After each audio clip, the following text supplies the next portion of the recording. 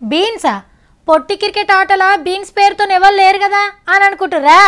Beans century అంటే కూరగాయల మార్కెట్లో బీన్స్ 100 రూపాయలు దాటింది అన్నట్టు. ఇంకో 2-3 కూరగాయలు కూడా సెంచరీ దిశగా దూసుకుపోతున్నాయి. ఇట్లయితే కూరగాయలు కొనుడు మెండే. సరే కానీ హెడ్లైన్స్ ఇద్దాం మనం. 6,000 అయింది ఆశా వర్కర్ల జీతం, ఇక మారినట్టే అక్కల జీవితం. పెళ్లి కోసం అలిగిన సత్తిగాడు. ఎవరికి లగ్గము? నాకా? నా నొస్తిదాత ఎట్లా పాడైందో, నొస్తికి బాసింగం కూడా కట్టనీయము నువ్వు. అరే ఎవరన్నా పిల్లనిస్తామంటాను వస్తే ఎలగొడతానే ఉంటావు వాళ్ళను. అబ్బా, సీఎం సార్ని కలవాలంటే ఎంత పెద్ద కథ ఉండేది. ఏ ఎమ్మెల్యే సార్ను ఎంపీ సార్ను పట్టుకొని పైరోవులు జయంగా పలానా నాడు పొద్దుగాల 10 గంటలకు రండి అని అపాయింట్మెంట్ ఇస్తే పొద్దుగాల పోయి ఆఫీస్ కాడ కూర్చుంటే పొద్దుగూట్లే పడుతున్నాక గప్పుడు కలిసే భాగ్యం కలుగు. అది కూడా ఎట్లా మళ్ళా? ముఖ్యమైన వాళ్ళు 2-3 పోతే ఓ 5-10 నిమిషాలు మాట్లాడి పంపిద్దురు. కానీ ఇప్పుడు ప్రగతి భవన్కి జాతర లెక్కనే వస్తారు పబ్లిక్. ఎవరు ఎప్పుడొచ్చి సీఎం సార్ని కలుస్తారో తెలియకుంటుంది. వరుసగా ఒకళ్ళెనుకోగలు గుంపులుగా వచ్చి ఏసీ రూమ్లో కూర్చొని సార్తోని మాట్లాడి ఖుషి అయిపోతుర్రు. మరి వాళ్ళు ఎవరు వచ్చిర్రు? వచ్చిన వాళ్ళకి ఏమి ఇచ్చిండో అరుచుకుందావా? చలో ప్రగతి భవన్. ఆశా వర్కర్లంతా వచ్చి సీఎం సార్ని కలిసిండ్రు. ఎంపీ కవితక్క, సర్కార్ సలహాదారు వివేక్ సారు, మంత్రులు, లీడర్లు కూడా ఉన్నారు. ఆశా వర్కర్లు అలా సమస్యలు చెప్పుకున్నాక కేసీఆర్ సార్ మాట్లాడిండు. ఇప్పుడు మీకు 1500 వస్తుందమ్మా, యావరేజ్గా 1500. మీకు ప్రతి ఒక్కరికి కూడా నెలకు ఒక 6,000 రూపాయలు సెట్ చేసుకుందాం. సపట్లు పో, చిన్నగా మురుస్తలేరు కదా అక్కలు. వచ్చే వద్దు అయిపోయి 6,000కే బంగ్లా కట్టినట్టు చేయబడుతుంది. జర సైజు ఉండరమ్మా, సార్ ఇంకేదో తీయడు ముచ్చట చెప్పేటట్టుండు. మీకు 6,000 కాడికే ఉండదు, నేను మళ్ళీ ఒకసారి పెంచుతా, మీకు ఇలా హామీ ఇస్తా ఉన్నా. ఇంతటి ఆశలు పెట్టుకొని రాకుండా వచ్చారు ఆశా అక్కలు. ఇలా మీరు సీఎం దగ్గరికి పోయిన కేసీఆర్ దగ్గరికి ఏం తెచ్చినట్టు మేము 6,000 తెచ్చామని చెప్పేటట్టు, అంతే కదా? మళ్ళీ కూడా పెంచుతాడు, మేము మళ్ళీ తెచ్చుకుంటామని చెప్పేటట్టుగా ఉండాలి. వాళ్ళు అనుకునేదానికంటే ఎక్కువనే జీతం పెంచిండ్రు, మీరు అనుకునేదానికంటే ఎక్కువనే చెప్తారు సార్ తప్పకుండా. మిమ్మల్ని చూడంగానే మనసులో కేసీఆర్ కనిపించాలి, కేసీఆర్ కనబడారు అనిపించాలి. ఇక డన్. అంత మొండిగా పోయి అంత గట్టిగా పోయి మీ కడుపు నిండా అన్నం పెట్టే బాధ్యత నాది.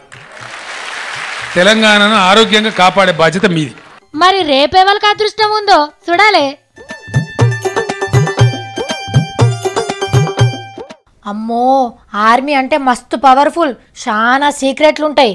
ఎన్ని తుపాకులు ఉన్నాయి, ఎన్ని బాంబులు ఉన్నాయి, యుద్ధ విమానాలు ఎన్ని ఉన్నాయి, ఏడ ఆర్మీ క్యాంప్ ఉన్నది, ఏడ బంకర్ కట్టుకొని భూమిలో దాచుకున్నారు, ఇసొంటి వివరాలు ఎవ్వరికి చెప్పరు.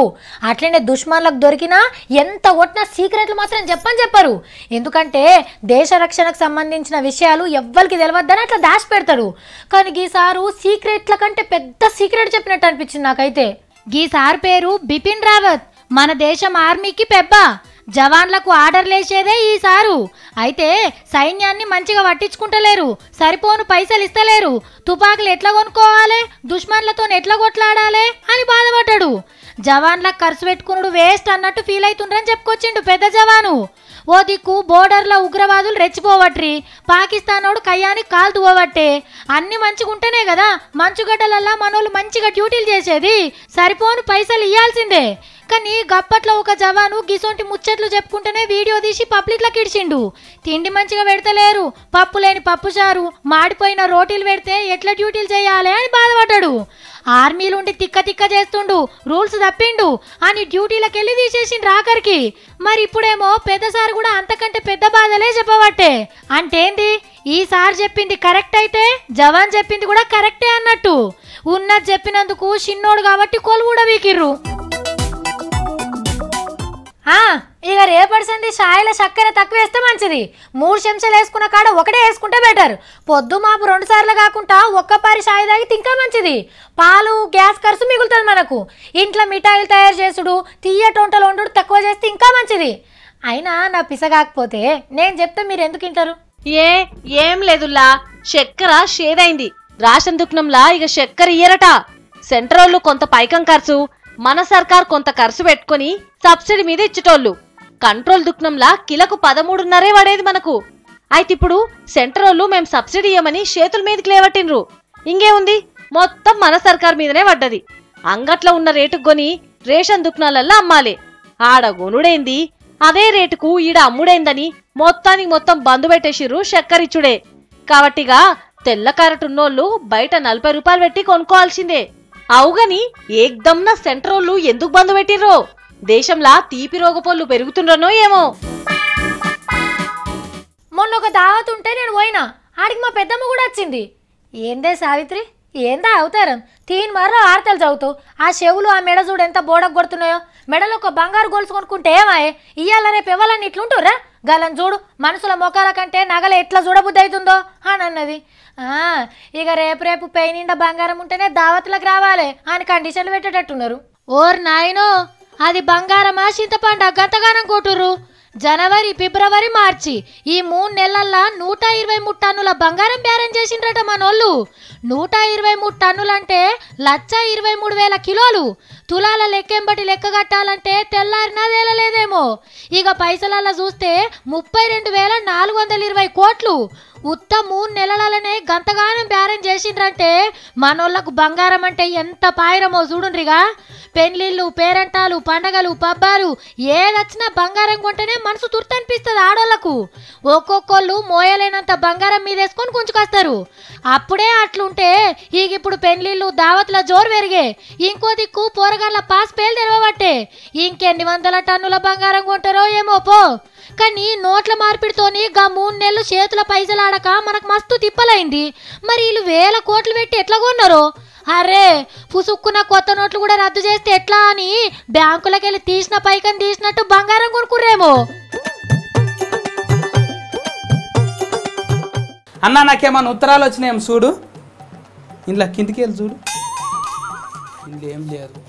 అరే పెండ్లి పత్రిక అంటే డైరెక్ట్గా లగ్గం ఫిస్క్ చేసే పంపించింది. అయ్యింది ఆ పిల్ల సుఖము షేరబూడ్డి ఇంద్రమ్మ ఏటక్ రెడ్డి ఏమన్నది కాదు ఇది. అరే మావాడేమో ఉత్తరాలు ఇంకలాడుతున్నాడు. సతిగా ఇది ఏం పేరు ఉన్నది? నరసింహ. నరసింహులు అంటే మన ఆయన పైసల కోసానికి రాస్తాడు ఉత్తరాలు, ఇట్లా రాయడు మన ఆయన. పిల్లగాడు కావాలంటాను ఎవరన్నా రాసిండ్రా ఉత్తరాలు? ఇలా రాలేవు. ఏమన్నా ఉత్తరాలు వస్తే నాకు చెప్పు, ఈయన కూర్చుంటా నేను, నువ్వు చూసుకోపో అక్కడ. ఏం ఉత్తరాలు ఇంకులాడుతున్నావురా? అయినా నీకెవరు రాసేవి? మన ఊరు సర్పంచ్ రాసిండు ఉత్తరము, తహసీల్దార్ కొలువు ఖాళీగా ఉన్నారంట చేతులు అమ్మాట అని. ఎవరు? ఉల్లిగడ్డలు అమ్ముకునే మొఖం దానా. వామ్మో, ఈయనకి మళ్ళా తలకాయలేమో పురుగు తిరుగుతున్నట్టున్నది. నన్ను ఎవరని అడుగుతున్నావేందిరా? ఎవరు? పొద్దుగాలు వచ్చి చెత్త కోసానికి అంటే సీటు కొడతా చూడు, గామెనా? బేగం బజార్లో సుడువు అమ్ముకునే సాఫిత్ రక్కనా? చూని తమ్ముడని ఎంత మంచిగా చూసుకుంటారా? అయినా కానీ నన్ను ఎప్పుడు తిడతానే ఉంటావు. అయినా నా చెయ్యే మంచిది కాదు, పెట్టినంత తింటారు మళ్ళా తిడతారు. అబ్బో పెట్టినవుతి ఎలిఫాయ కారం పచ్చి పులుసు. వామ్మో, నేను నీతో నొర్రలేనయ్యా బాబు. కాలుకేస్తే మెడకేస్తావు, మెడకేస్తే కాలుకేస్తావు. లగ్గం చేసేస్తిగా, అట్లయితే నా బరువంతా పోతుంది. ఎవరికి లగ్గము? నాకా? నా నొస్తి రాతే ఎట్లా పాడైందో, నొస్తికి బాసింగం కూడా కట్టనీయవు నువ్వు. అరే ఎవరన్నా పిల్లనిస్తామంటాను వస్తే ఎలగొడతానే ఉంటావు వాళ్ళను. అవ్వా సత్తిగా, అది నోరా మున్సిపాలిటీ మోరా? ఇష్టం వచ్చినట్టు మాట్లాడతావేంద్రా? నేను ఎప్పుడన్నా ఎలగొట్టినా? అగో ఇంటున్నారా ఎట్లా మాట్లాడుతున్నాడో? ఒకనాడు పిల్లని నీకే ఫీల్డర్ కూడా ఫోన్లు వచ్చిండ్రు, వాళ్ళకు సాన్ఫీ చల్లుతున్నది మీ తెల్లంజామున. చుట్టాలంటాను చూడకుండా వాళ్ళ మీద సాన్ఫీ చల్లదు. హాయిగా ఓయమ్మ ఉన్నో కాడివీళ్ళకి ఇంత ఆజాతున్నది, ఇంట్లోకి పిల్లనే ఇయ్యమంట అని అక్కడికి వెళ్ళి అక్కడనే ఫత లేకుండా పోయిండ్రు. అవ్వా అవ్వా, ఎన్ని పుట్టిస్తున్నావురా? ఇట్లా ఇంటి ఆడబిడ్డ నేర్పించడం మంచిది కాదురా. నన్ను నేర్పిస్తే నీకు శాపం తలుగుతుంది, నీకు లగ్గం కూడా కాదు. ఇంకా నన్ను చాపి వచ్చిన వాళ్ళ మీద సాన్ఫీ చల్లు. ఇంకా కావాలంటే గుళ్ళపట్టి తిరిగి ఫర్దాష్కనాలు చేసిరా, నాకు లగ్గం కావద్దంట అని చల్ల పడుతుంది. యథార్థం ఉంటుంది. అబద్ధాల పుట్ట, అబద్ధాలు పుట్టించి ఇట్లా నీకు నువ్వే సాటి నీకు నువ్వే పోటరా బాబు. ఎన్ని సంబంధాలు చూసినా నిన్ను ఎవరు మెచ్చకపోయే, అది నా తప్ప? ఇక మల్కపూరం కాడ ఒక్క సంబంధం చూసినవే మా అమ్మ, 100 చూసినట్టు అని చెప్తావు ఇక మంది అందరికి.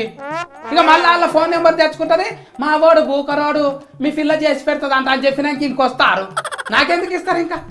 రే నీ అవ్వ, ఏమైంది నీకు? నువ్వు ఇట్లా చేస్తావంటే నా ఆర్తలు నీ ఆర్తలు మొత్తం నువ్వే చెప్పుకో, నేను చప్పటిదాకా ఇంటికి పోతా. నేను ఉండీడా? మొన్న మంచిగా ఒక్కదానమే పోయినావు, బాగుబలి సినిమాలో ఇంటర్వ్యూ చేస్తున్నావు, మళ్ళీ ఫర్బాసా నాకు మా సత్తిగాని పెళ్లి కాలేదంటాడు, ఒక్క ముచ్చట చెప్పినావు. ఏంది మంచిగున్నావు పో. అలా మనం మ్యారేజ్ బ్యూరో పెట్టుకున్నారా రా? సత్యగాని కోసం పిల్లలు లేక నీకు వాళ్ళకి నేను చెప్పేదానికి. ఫర్బాసనం లగ్గం చేసుకుంటామంట అని 6,000 మంది దరఖాస్తులు పెట్టుకుర్రంట ఆడవిళ్ళలు. అందులోకి వెళ్ళి 5-6 నాకు పంపించకుండేనా దరఖాస్తులు? అబ్బా నీ ఆశకుట్లోడా, ప్రభాస్ అంటే హీరో కాబట్టి ఆడవిళ్ళలు ఇష్టపడి పంపిరు దరఖాస్తులు. నడమ బొడ్రాయి లెక్క కూర్చున్నావు ఇంటర్వ్యూ చేసుకుంటే నవ్వు రాకున్నా కూడా కిల కిల కిల నవ్వుతున్నది అట్లా అని అడిగితే ఒకటాన్ని ఇచ్చుగారా. నీ కులిపోతు మొగపడా, గనిగానే ఉత్తరాలు వచ్చినాయని నాకు తెలియదురా. నిజంగా నువ్వు చెప్పేదాకా తెలియదు, తెలిస్తే అప్పుడే అడుగుతుంటేను తెలుసా. నువ్వెందుకు అడుగుతావు? నా దిక్కొచ్చిన దరఖాస్తులను కూడా ఫర్బాస్ అన్న నీకు మలుపుతావు. నువ్వు అసలు దానవు ఇంకో ఫారి ఇంటర్వ్యూ చేయొచ్చు అంట అని. ఏ అత్తగా సత్తి, వాళ్ళంటే సినిమాలో రా. బాహుబలి సినిమా మస్తు హిట్ అయింది కాబట్టి ప్రభాస్ అన్న అంటే మస్తు మంది అమ్మాయిలు ఇష్టపడతారు కాబట్టి గంతగానే లిస్ట్ వచ్చిందేమో. నీకెందుకు వస్తాయి? నీ సంగతి నాకు ఎరకనే. వచ్చినా కూడా ఖాయం కానియవు. ఎప్పటికీ పొద్దుగా లేచి చెత్తేసి రావాలి, పాల పాకెట్లు తేవాలి. ఇదే పని నాదిగా. ఊడిగం చేపించుకో ఇక.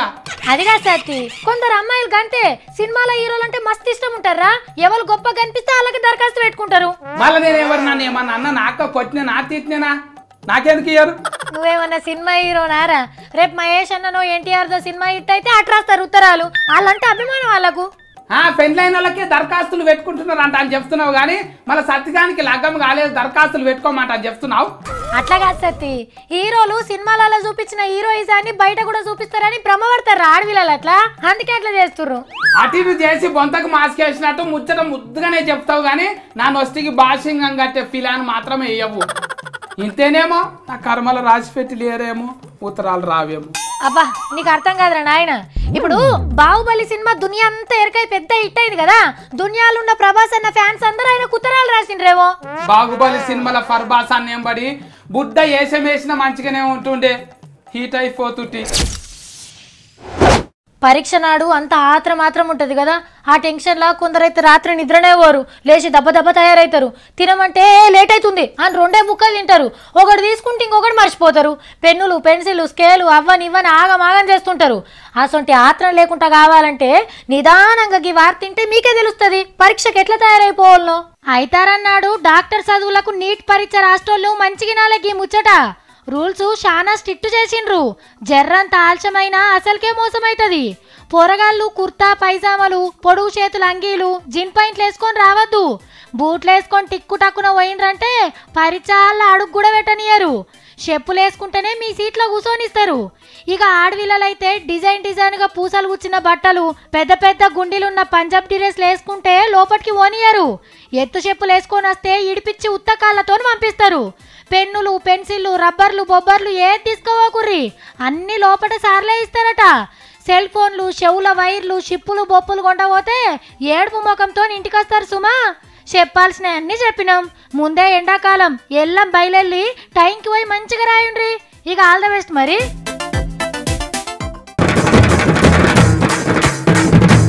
6,000 అయింది ఆశా వర్కర్ల జీతం.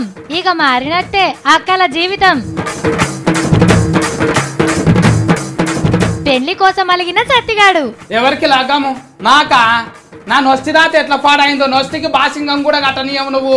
అరే ఎవరన్నా పిల్లనిస్తామంటాను వస్తే ఎలగొడతానే ఉంటావు వాళ్ళను. ఇక ఇవి ఎలాంటి ముచ్చట్లు. ఇంకిని ముచ్చట్లతోని రేపు మళ్ళా కలుద్దాం. టాటా.